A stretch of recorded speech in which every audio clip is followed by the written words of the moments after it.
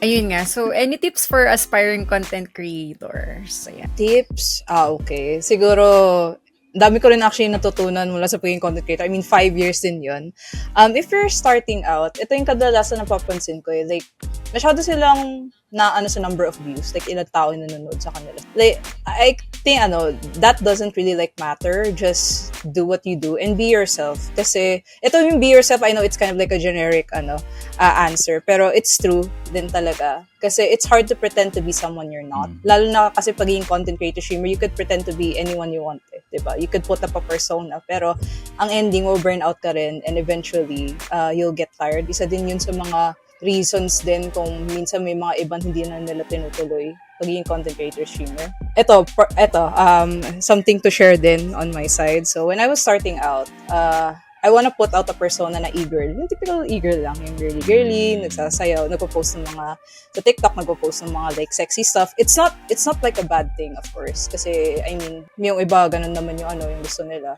Pero kasi, I just realized habang tumatagal, that's not really like me. And, na-burn out ako. There was a year na I actually stopped. I quit noon. 6 months ako nawala. Then, I did kind of a reflection with myself na I wanna be real. I wanna be authentic and bahala na, wala na akong pake kung ano isipin ng iba.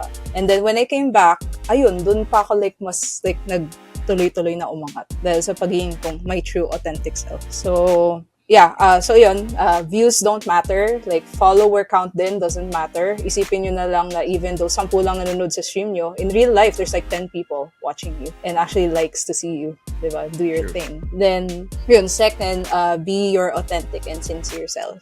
Don't be afraid to show who you are. Pero syempre in moderation. Wag naman baka naman yung tipong na makakancel ka sa sobrang totoo mo sa sarili mo, diba? I'm gonna show myself. Show myself yun. Nagwala. So yun yung yung 2 things na masasabi ko that, could really help you if you're starting out as a content creator. Pero yun guys, bibitinin natin saan ka na nila mapapanood or mahanap sa mga sa mga contents mo sa social. Yeah. Saan ka nila mahanap basically?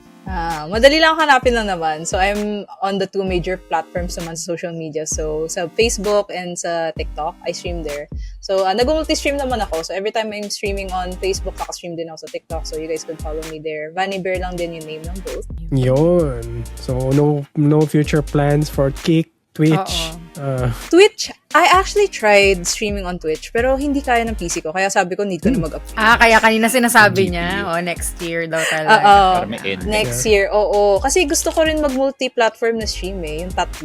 Para 3 na yung sabay-sabay ako na nagsistream.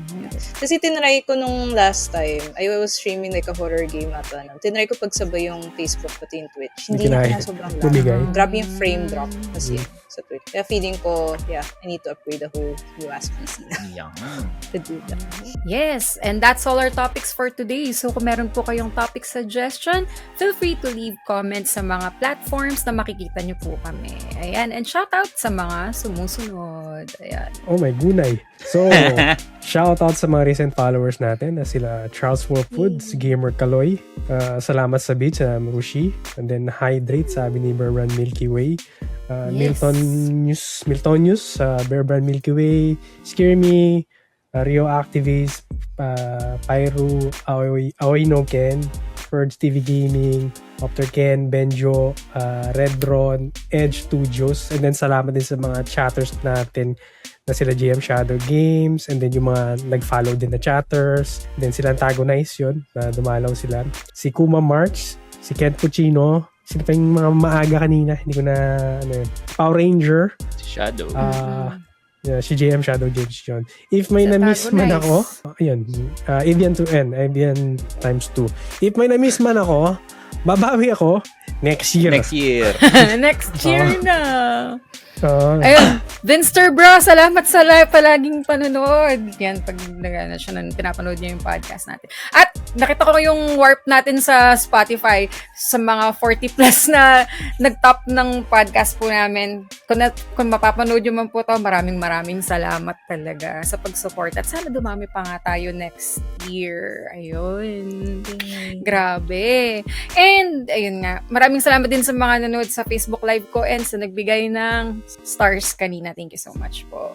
Ayun.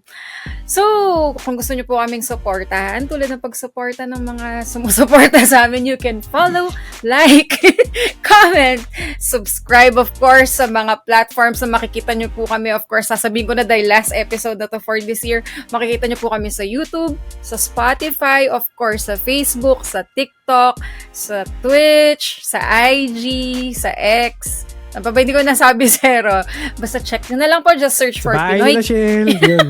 Just- Punta niyo sa bahay, sa kanto, abangan niyo siya doon. Hoy! Just search for Panaginip Pinoy nyo. Gamer or PinoyGamer.ph.